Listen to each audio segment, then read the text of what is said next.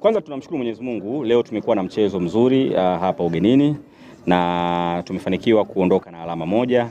Kwa namna ambavyo ligi inaenda si rahisi kupata alama ugenini, tunamshukuru Mwenyezi Mungu.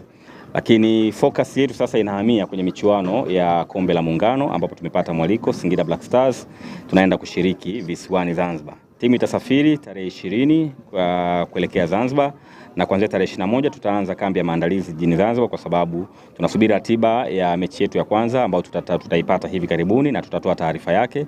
Lakini tunaenda Zanzibar kushiriki mashindano haya yenye hadhi kubwa kwa taifa letu, mashindano ambayo yanahusisha nchi yetu upande wa bara pamoja na visiwani, na ni miongoni mwa timu 4 tu ambazo zimealikwa kutoka Tanzania bara. Kwa hiyo shabiki wa soka walioko visiwani Zanzibar watusubiri, najua wanahamu kuiona Singida Black Stars kwa mara nyingine tena.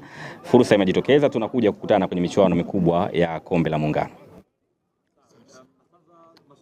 Leo utawasifu katika eneo gani hasa mara baada ya kupata sare, kwa maana Mdinasi unakwenda kuchukua alama tano katika mchezo wa leo?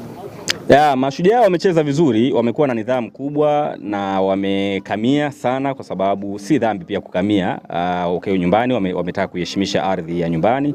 Ndivyo ambavyo mechi za nyumbani zinatakiwa kucheza.